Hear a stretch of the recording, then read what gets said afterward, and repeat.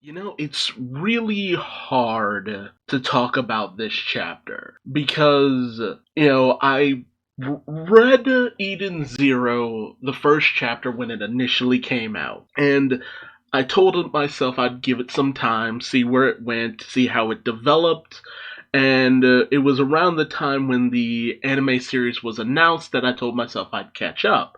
And as of this chapter, I have finally caught up with the series after initially reading the first chapter, which I reviewed on my initial channel that has since been deleted because of all the BS in the world. But here I am talking about this chapter, and why did it have to be this chapter? Because a lot of the stuff going on with Nero 66, which I find it so ironic that the planet that they're escaping is called Nero 66 and this is chapter 166. But, the desperate attempt to escape from this planet that Ziggy has just rigged to blow because Ziggy has become the biggest asshole in the universe for reasons that are just so unclear.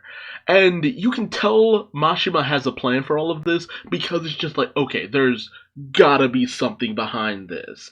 Ziggy's sudden turn. Like, Demon King is right.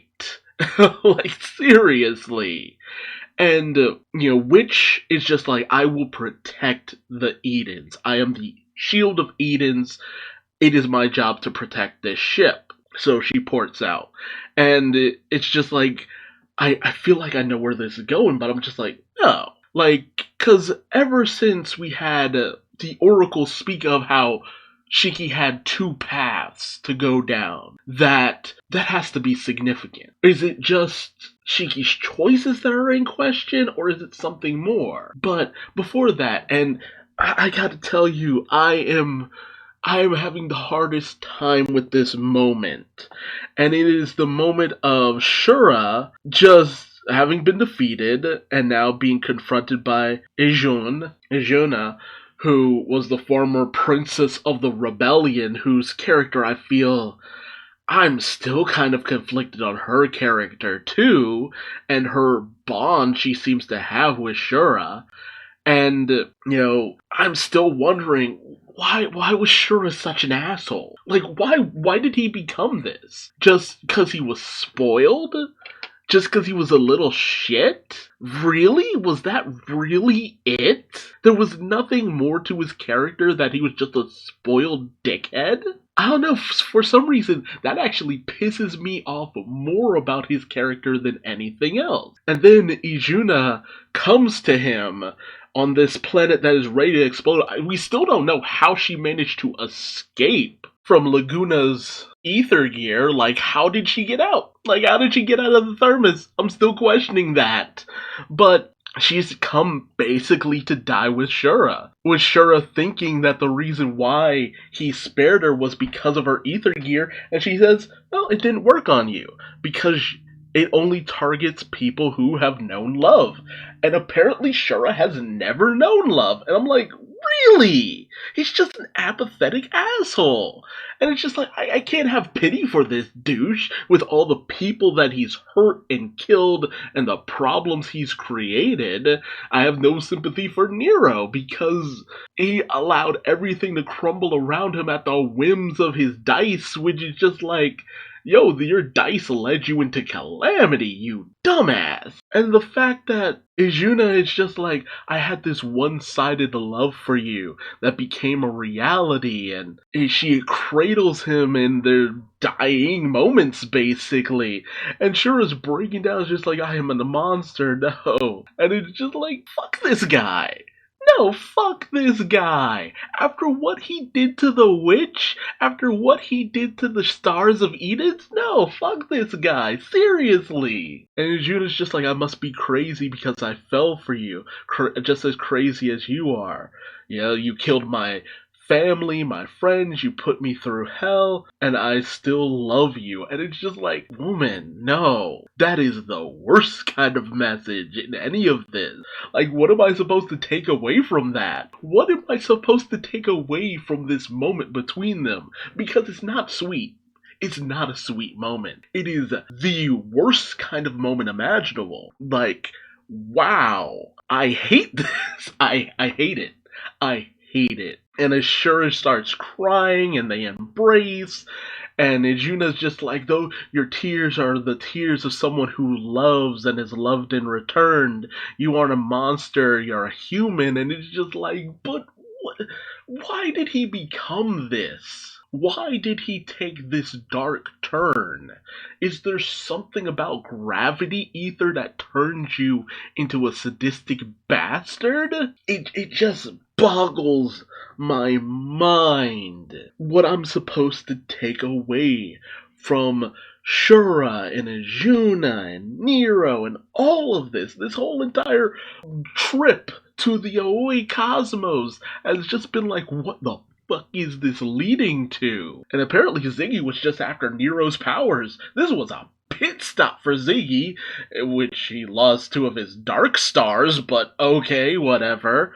And Nero 66 blows the fuck up, and it's only because of which that it's able to be protected, as she, like, in a pretty awesome moment, is at the highest point of the Edens, and she uses her protection matrix to just shield the entirety of the Edens, and it's so obvious. It's a sacrifice play. It's so obvious. And throughout all of this, as everyone is giving their desperate pleas for which not to do this, no, there has to be another way. We can't recommend this. But it's literally the only way. It's like, either she does this or you all die. Like, it's as simple as that. She does this or you all die. And it's an incredible display. Like, the blast of Nero 66 exploding is immense. Like, how she's even slightly holding her barrier up, especially for as long as she does, is absolute insanity. And she just starts disintegrating, like just breaking apart bit by bit.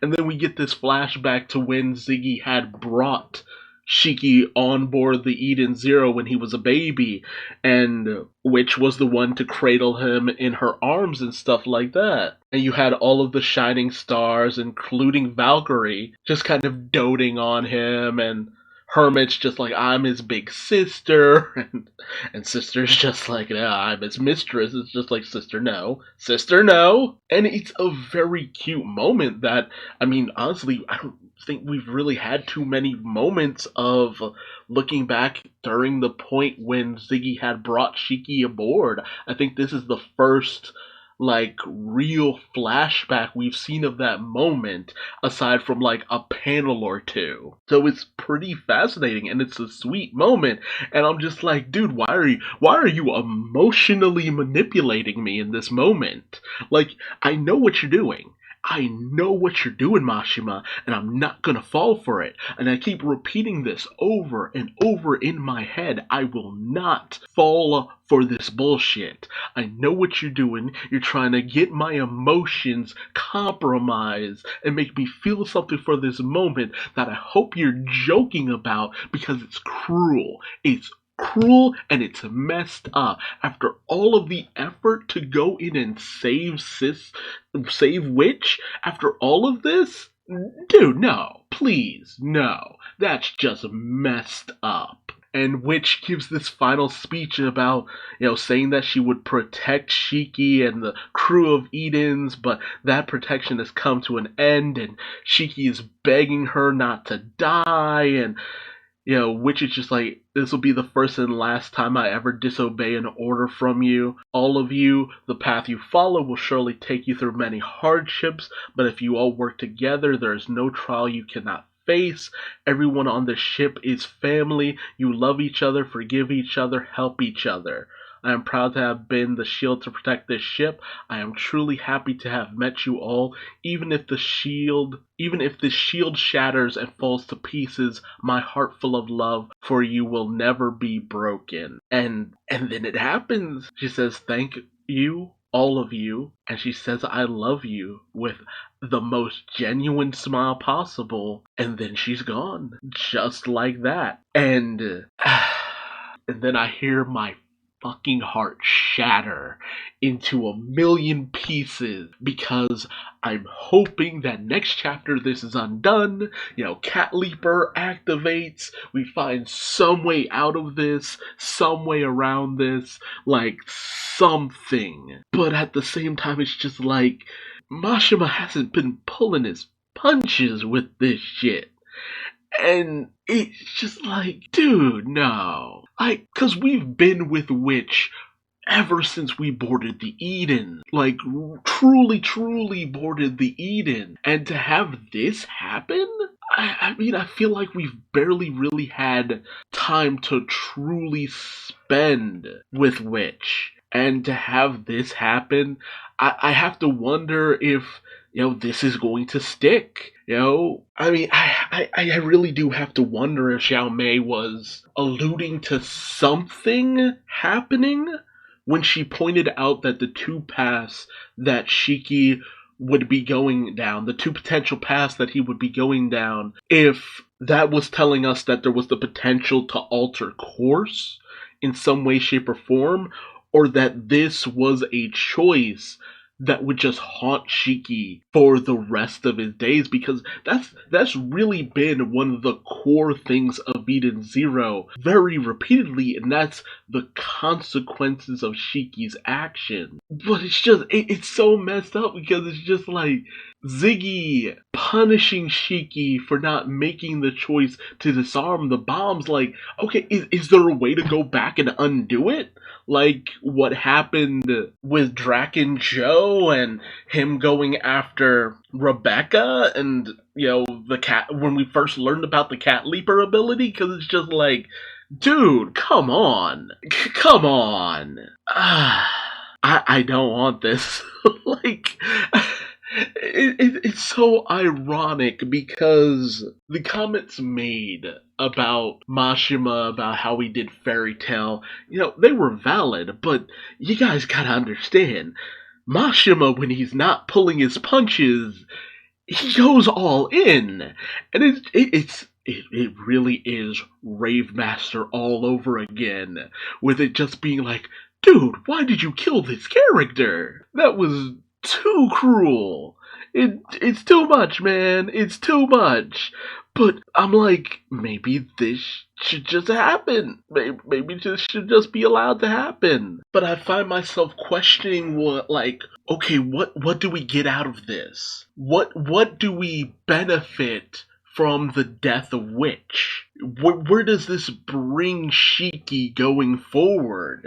And, wasn't the whole thing about Eden's that it needed its 4 shining stars to run the Eden Zero in general? I mean, is there someone who's going to replace Witch? Is that what's happening? Is that what we're slowly going to see over the course of the series, where each of the shining stars dies and someone else takes their place, as the crew of Edens is completely usurped by those who will be Shiki's true 4 shining stars of Edens? Like, is that what we're leading to? If so, that's... God, I don't want to... Valkyrie was one thing, because we never got to really know Valkyrie. But her situation was heartbreaking. But this...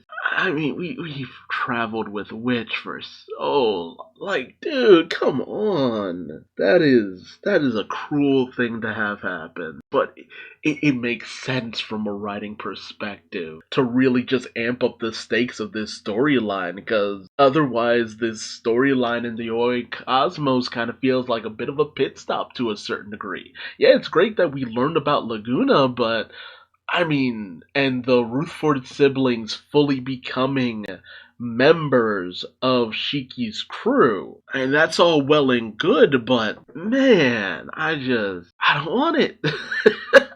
I don't want it. I don't want it. Take it back. Put it back. Put it back where you found it. I'm not happy. It's a hard thing. It is a hard thing to accept because, stakes in a story help keep things interesting and keep things to a certain degree believable, but I don't know, I guess Witch just going out in this way just doesn't sit right with me. Something about the way that she's been taken out just, I don't know. But hey, tell me your thoughts in the comments section below. How do you feel about the loss of Witch? Do you think it will stick? Do you think something will happen to alter it? Do you want something to happen to alter it? Or are you fine with this being the loss of a character and a growing moment for Shiki? And how do you feel about Shura and Ajuna, whatever her name is, just how she got taken out? Like, I don't know, I have mixed feelings about this, but, going forward into the next few chapters, we'll see how this all pans out. And moving forward, we'll see what the consequences of all of this is. I don't know how I feel about Laguna ultimately not knowing what happened to his quote unquote princess, the princess of Oasis. Like, hell, her presence alone felt just really off. But don't take any of my feelings as like me hating all of this. No, I'm kind of digging a lot of it in a weird way. It's just, we'll see how things go moving forward. So let me know your thoughts in the comment section below. If you like this video, please like, comment, subscribe, and hit the bell for notifications. And until next time, I've been Duuz-Diz-Din, and I will see you in my next Eden Zero chapter review. And until next time, bye-bye.